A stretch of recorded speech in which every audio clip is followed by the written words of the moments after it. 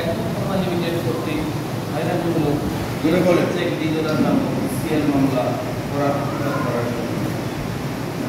আমরা যদি প্রথম একটা লিমিটেড কোম্পানিতে যোগদান করি তো দিনের কোম্পানি চাকরির শর্ত হিসেবে আমাদের কাছ থেকে ডেট স্বাক্ষরসহ ব্যাংকের এমআইসিআর চেক জমা নেয়।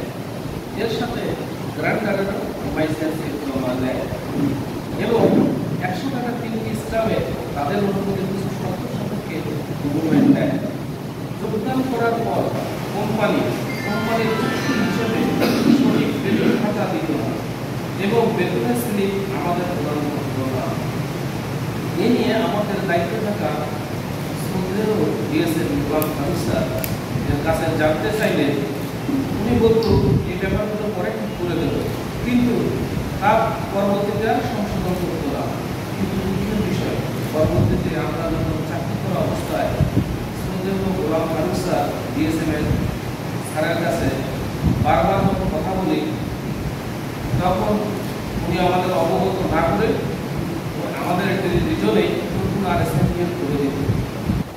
কিন্তু দুঃখের বিষয় আমরা চাকরিচ্যুত দীর্ঘ সময় পর চাকরিতে যোগদানের সময় আমরা যে ডেট লিমিট স্বাক্ষরসহ ব্যাংকের প্লাস এমআইসিআই দিয়েছিলাম তার সে অকল্পনীয় তাদের ইচ্ছা মতো বড় অনেক টাকা বসিয়ে তাদের নিযুক্ত উকিল দ্বারা মিথ্যা নোটিশের মাধ্যমে আমাদের হয়রানি করার জন্য মামলা করে, যার ফলে আমাদেরকে আমাদের পরিবারকে আমাদের গ্রান্টারের জীবনযাত্রার ভবিষ্যৎ ইসলামের উল্লেখিত ছিল কোম্পানি কর্তৃক নিয়মিত আরএসএল ম্যানেজার টাকার সাথে কোনো লেনদেন করতে পারবে না।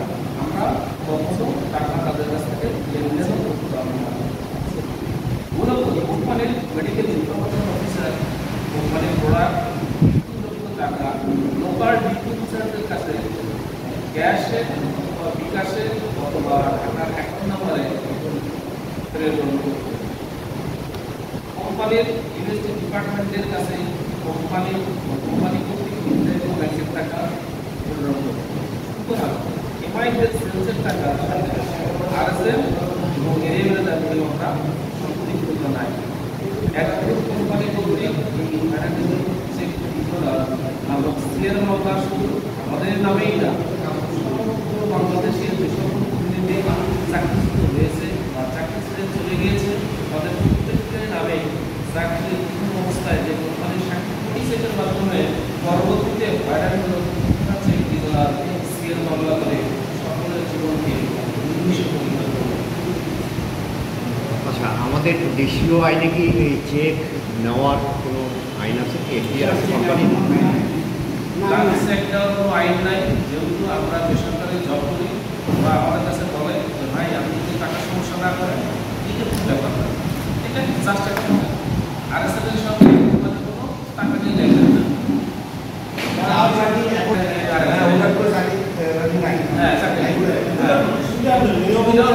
আমি নিজস্বভাবে খোঁজ নিয়ে গেছি, তুমি আসলে এখন কোম্পানির মালিক কিন্তু দিচ্ছি না, বলে যে আমাকে ওকালতি করার জন্য পয়সা নিতে হবে, নানা রকমের হুমকি থাকে বলে চাকরি করে। এক্সাম্পল শুরু যদি আপনারা দেখতে চান, তার মানে আমার কাছে কিন্তু টাকা পাইতো এবং আমি বিভূতির সঙ্গে এমাদের চিত্র সম্পূর্ণ